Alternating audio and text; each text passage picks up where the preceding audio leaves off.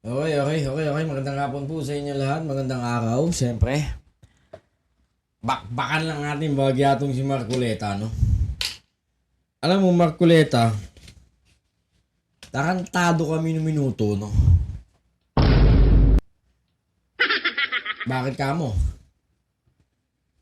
Alam na magdadala ng record dyan. Gigikowa niya yan. Eh, ang topic, yung vice president mong tanga ka.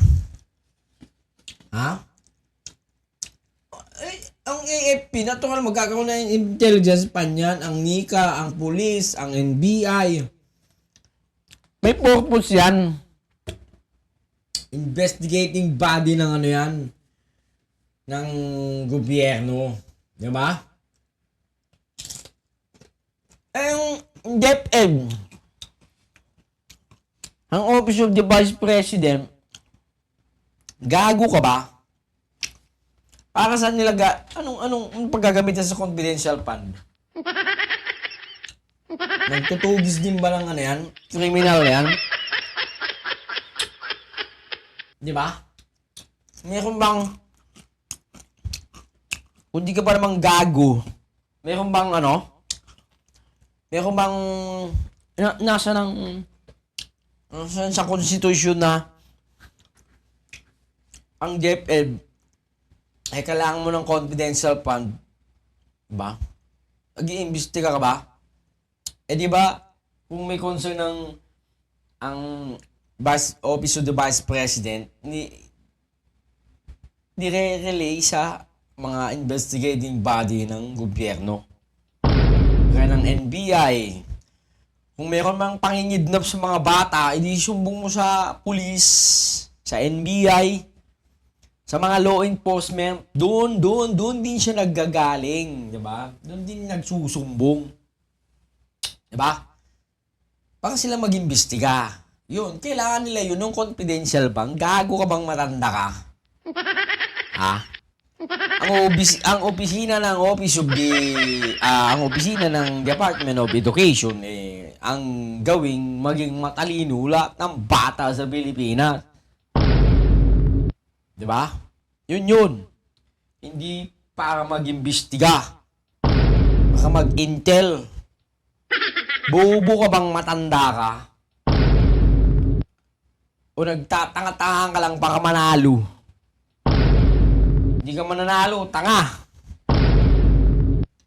Kabobo mo naman.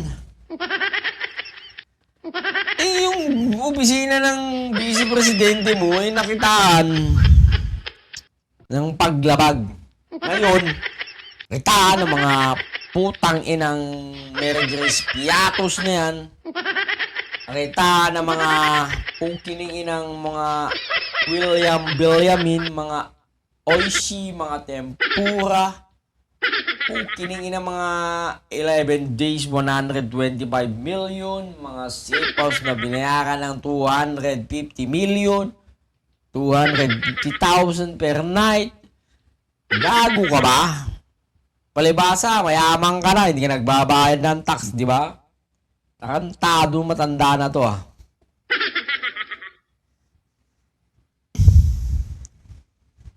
Init ang ulo ko sa'yo.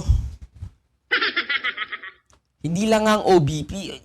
Nga ang hindi sumasagot di ba? Yung mga ibang ahensya ng gobyerno, may may resibo na yan, di ba? Yung Office of the Vice President mo lang, ilate na nagbigay ng resibo, tampered pa. Mary Grace Piatos. Dalawa yung mga iba't, merong isang may pangalan, magkaiba perma. Gago ka ba? Ha? Sabi niyong peke yung perma, peke yung resibo, ipakita niyo yung resibong tunay. Galing sa COA ang investigasyon na yan. Nagpatulong lang sa Kongreso. Huwag mo naman patanga-tanga, Mr. Marcoleta. Hindi ka mananalo, bobo. Diba? Makakaintindi ka ba? Natural, mayor. Kailangan ng ng intel pan yan para sa kanyang opisina.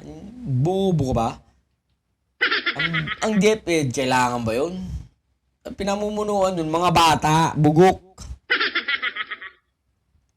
Kaso, nung naging DepEd secretary yung vice presidente mo, naging mangmang lalo yung mga bata sa Pilipinas. Ang gusto ng mga bata, pumatay lang. Okay lang yan. Gusto, kaya ko naman pumatay, sabi ng mga bata. Hindi na ako mag-aaral. Patay na lang ako, di ba? Magbumura pa ako, magiging sikat pa ako. Gunggong ka talaga, Marcoleta. Napakatarantado mo naman, matanda ka. Hindi sinisingle out ang OBP mo. Hindi lang sumasagot. Ikaw lang ang sumasagot, pero wala ka namang alam.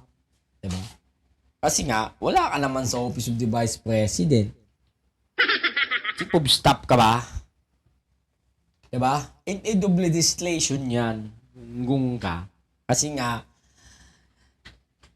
hindi umaharap. Anong gagawin nilang ibang batas ngayon para mamiyandahan yung batas na yun? Gung ka talaga eh. Kung kining-ina mo. Hindi nga, tuloy. Matanda na. Ahensya, ang pinagkakalooban po ng intelligence and confidential funds. Confidential funds are given to NGAs, to LGUs, and some GOCCs po. You can elaborate, Madam Representative, sino po sa mga LGUs ang binibigyan po ng intelligence and confidential Mayor, funds? Gobernador, Sa LGUs po, gunggong ka ba? po sa LGU, sa POP po nila. Pero hindi nila ginagasto Hindi yan po ba sa yung loob ng mga 11 opisina ng days. Mayor ay nakakatanggap ng intelligence and confidential funds? As long as it is part of their budget, Madam Chair. Alam mo, Ay, Mr. Marcoleta, nag-iisa ka lang tanga. Sa inyo, kayo po nakakaalam kasi kung sino-sino sa kanila. Karaniwan po, yung opisina ng Mayor, nakatatanggap po. Maring hindi lahat, ngunit Audit mo lahat nakatatanggap ng po ano, basically Mayor? yung opisina ng Mayor. Tama po.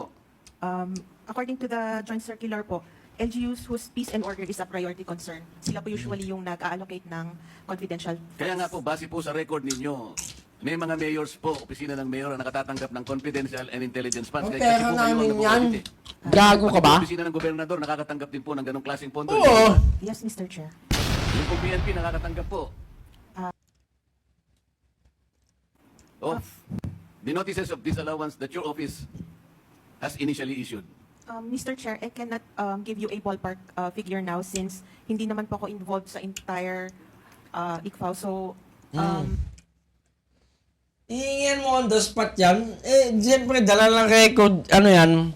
Ipaimbestigahan mo yung mga mayor. Bobo ka ba? Ipaimbestigahan mo yung mga governor. Gunggong ka ba? Baka may dala nila yung record nila.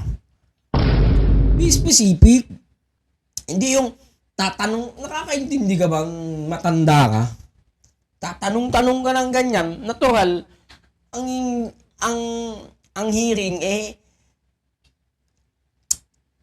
pag-dispalgo ng confidential fund ng OBP, natural ka, ang dadalhin niya record ng OBP, bobo! Ang hirap sa itong mga gago na to eh. Kala nyo mga may mauuto kayong mga gunggong. Wala! Meron pala yung mga taga Davao na gunggong.